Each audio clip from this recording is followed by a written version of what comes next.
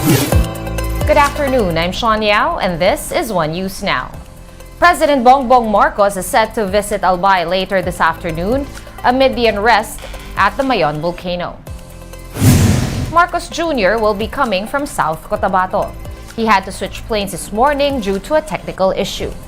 Local officials in Bicol will personally lay down the requests to the chief executive, which include permanent and safer relocation sites for evacuees. At present, over 14,000 residents are staying in evacuation centers since Mayon started erupting last week. Meanwhile, PHIVOLCS has observed slower effusion of lava from Mayon's summit crater. It also recorded one volcanic earthquake and over 220 rockfall events in the volcano. Still on President Marcos, he recently approved wider access to the government's food stamp program. Malacanang says that single parents, pregnant women, and breastfeeding mothers get first priority in the program. Through maternal nutrition and proper feeding practices, the government hopes to eventually strengthen the first 1,000 days of newborn children and help prevent stunted growth among them. DSWD Secretary Rex Gatchalian said that stunting or pagkabansot happens in pre-daycare aged kids. Ang problema natin is yung first 1,000 days mula sa pagbubuntis hanggang sa pagpapasuso, yung lactating mothers, crucial yung period na yun kasi nga may mga studies that show na by the time na makarating sila ng daycare, yung stunting nangyari na. So, irreversible na. Ang paradigm shift natin sa administrasyon na to, kung kaya ko sabihin siguro, yung attacking the problem doon pa lang sa first 1,000 days.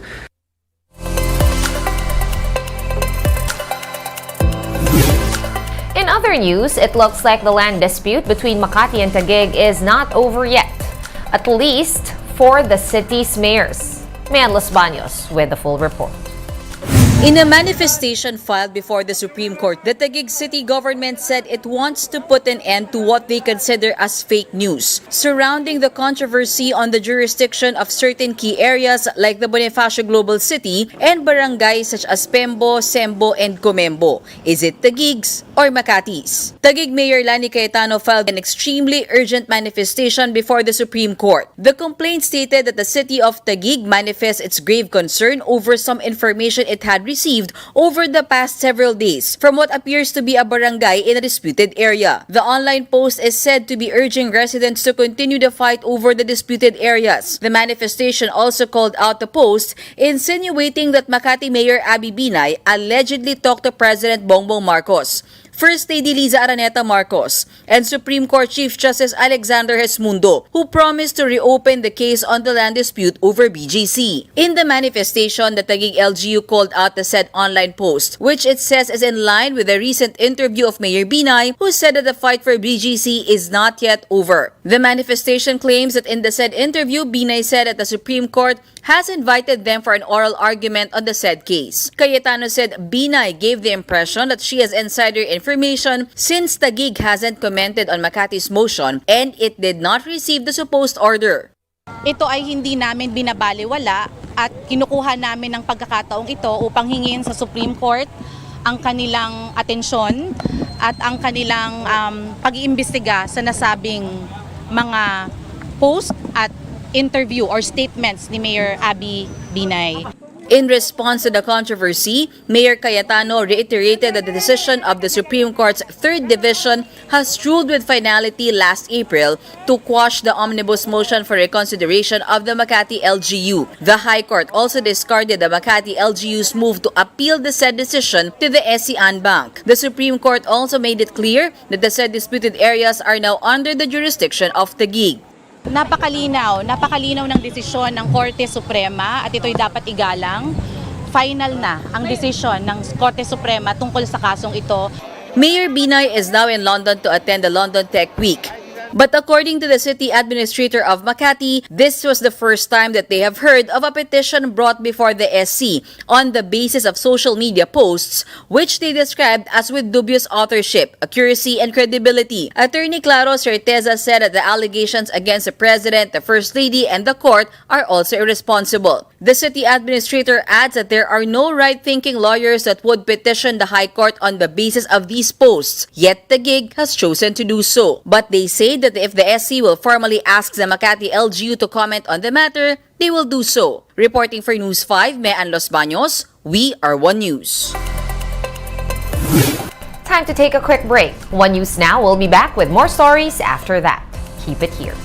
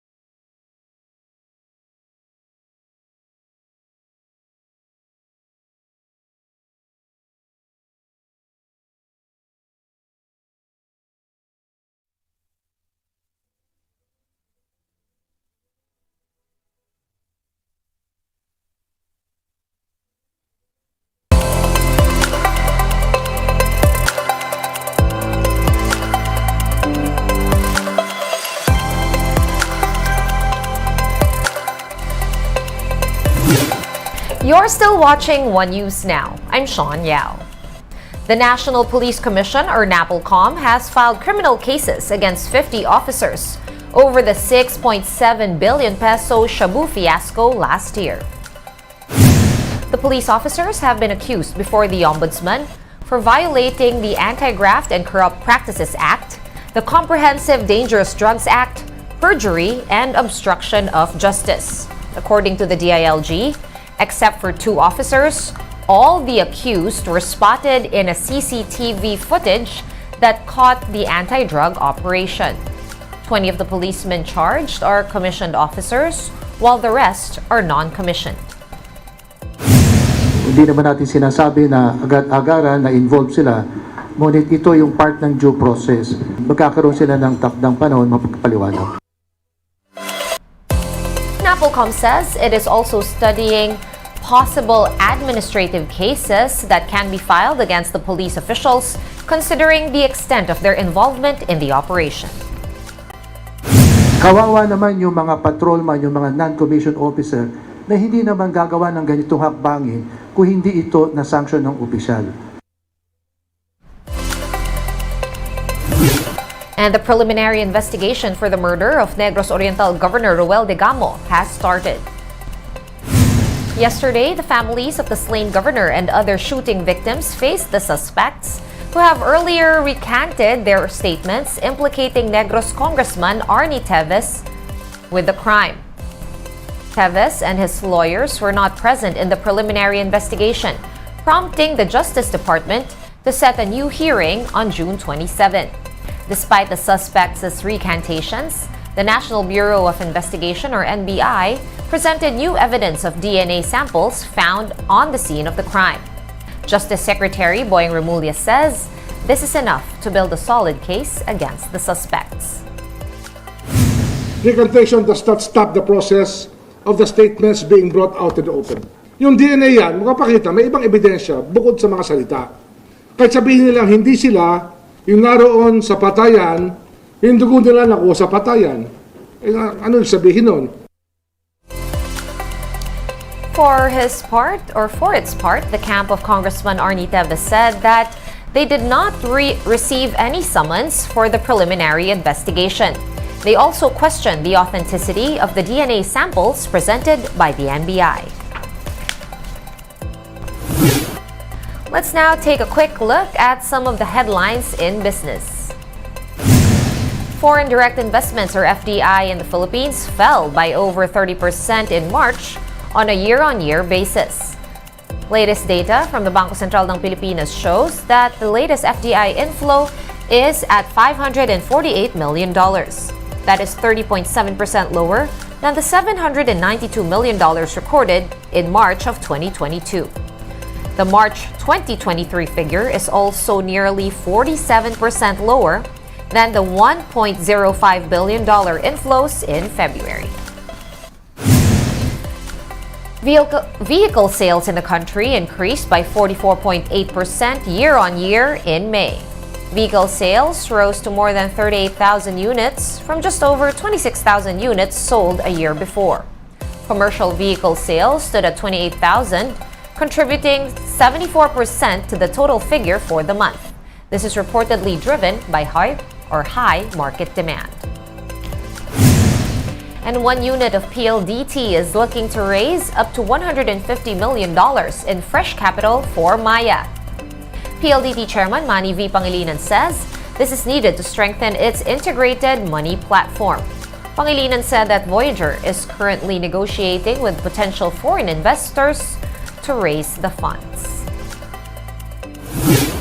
One News Now will be back at 3 p.m. I'm Sean Yao. We are One News.